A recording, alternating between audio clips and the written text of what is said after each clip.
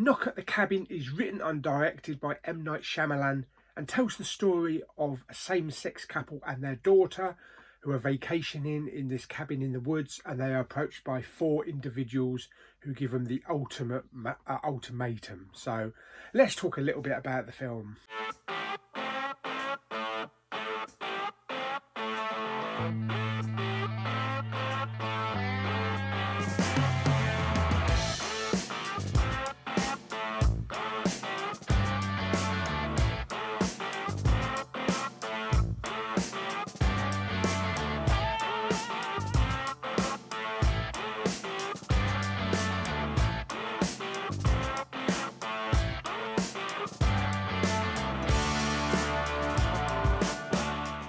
Okay, so when it comes to an M Night Shyamalan film, it can be hit and miss. You know, we've had some real duds from him, including The Last Airbender and After Earth. Many don't like The Happening. It's okay. It's an okay film, but it's not a bad one. I don't think it's a terribly bad one. It's just the way that it was executed, and also Mark Wahlberg's not exactly on top form with his acting in that film. But there are so many other films that I absolutely adore. Of course, we could talk about the trilogy for God knows how long. The Sixth Sense, Unbreakable and Signs. Signs being my most loved M Night Shyamalan film. So this one is about these same-sex couple.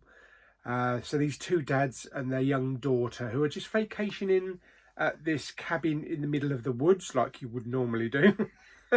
Yes, and all of a sudden, while the little girl is out grabbing hold of grasshoppers for her little jar collection, she's approached by this hulk of a man played by Dave Bautista, who's called Leonard. He befriends the girl. Fearing why he's there, she runs back into the house. Dave Bautista is accompanied by three others, including Rupert Grint, who have this monumental task of saving the world, saving the entire planet. And when they force entry into the cabin, they give them an ultimatum. Now, these four people have been sent on a task to save humanity, and in order to stop the coming apocalypse, one of the persons in the cabin has to sacrifice themselves to save all of humanity. They're not going to do it. They're not going to sacrifice their daughter. They're not going to sacrifice themselves. And the longer that they refuse to sacrifice one of themselves, things start happening outside. Plagues, rising sea, planes falling from the sky. But as all these things are happening outside, it proves to the occupants of the cabin that these people are not just like part of a religious cult or something like that. So the look of the film is beautiful, even though most of the action only takes place inside the cabin and the surrounding areas, but it just looks fantastic. The camera angles used give it a more expensive look to the actual film. We have some fine actors in the film. Although I'm not too familiar with two of these people that break into the cabin, we have Rupert Grint, who is absolutely fantastic. Now, the thing with Rupert Grint is he's never really been able to escape Harry Potter. He's never been able to escape from Ron Weasley. Daniel Radcliffe has managed to make a lot of movies, separate himself as Harry Potter. Emma Watson, she's done a few films, but she's been able to, escape Hermione Granger. As for, Rupert Grint, he's always been known as Ron. Well, that was until I watched M Night Shyamalan's Servant TV series. Rupert Grint is absolutely fantastic. And once you watch him in that series, you completely forget any association with Harry Potter. So it was really nice to see him in this film. I believe he actually took a little bit of time out from filming the last series of Servant just so that he could film the scenes in this film. Of course, this film belongs to Dave Bautista. Yes, the man that's going to steal Dwayne "The Rock" Johnson's crown. We know Dave Bautista mainly as Drax. He's done a few things. He was brilliant in Blade Runner 2049. I know he's an ex-wrestler. But I never saw any of that. So I've only ever known him as an actor. He was in, one of the Bond films. But this, he steals He steals every scene in this film. He is just fantastic. And it's now becoming a privilege to watch something that he's involved in and what he does next. And I now look forward to the next Dave Bautista film.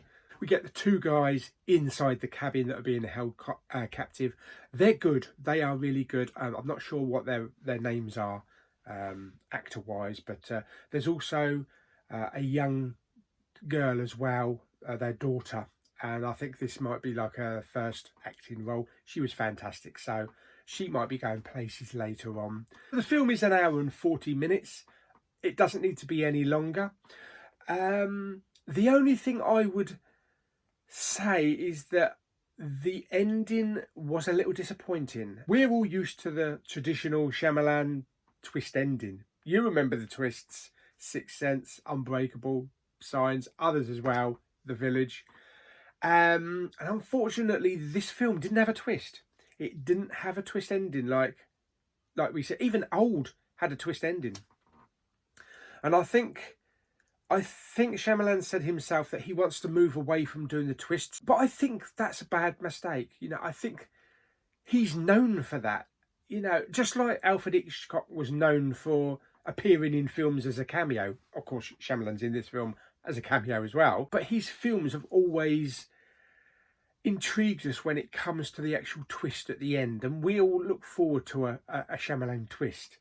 And so, yeah, I was a little bit disappointed. This film is actually based on a book which is called The Cabin at the End of the World. And from what I understand, the ending of the book is completely different from what we get in the film. So it would have been really interesting to see how the original ending goes. So I might pick up the book. But overall, I really, I had a lot of fun with the film. I enjoyed it. Performances were fantastic. The tension was great.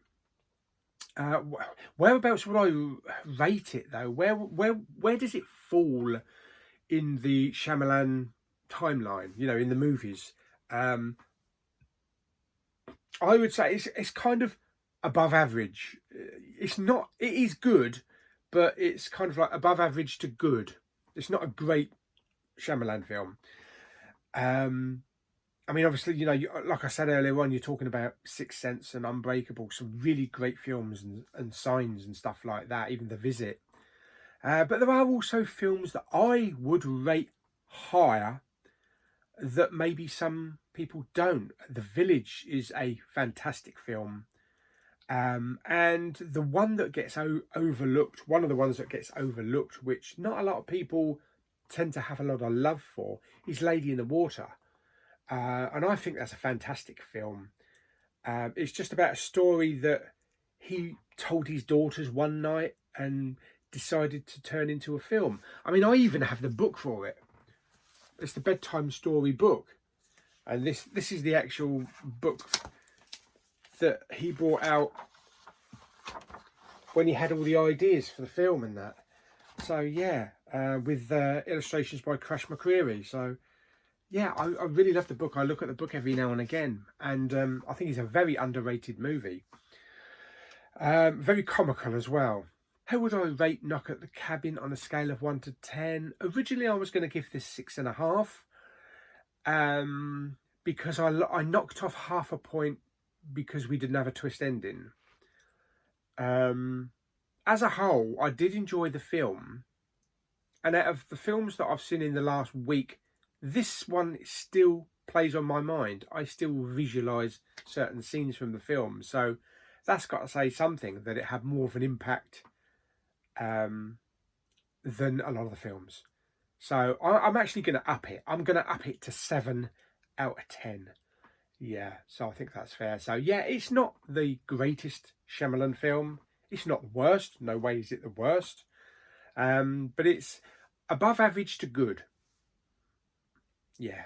And I think maybe he's past that plateau where everything he touched turns to crap. Namely The Last Airbender and After Earth. And we saw him coming back with The Visit and with Split as well.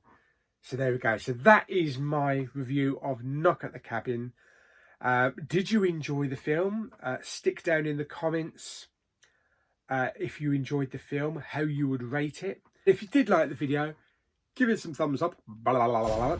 Don't forget to subscribe, comment and share, and I'll see you on the next video very soon. Bye!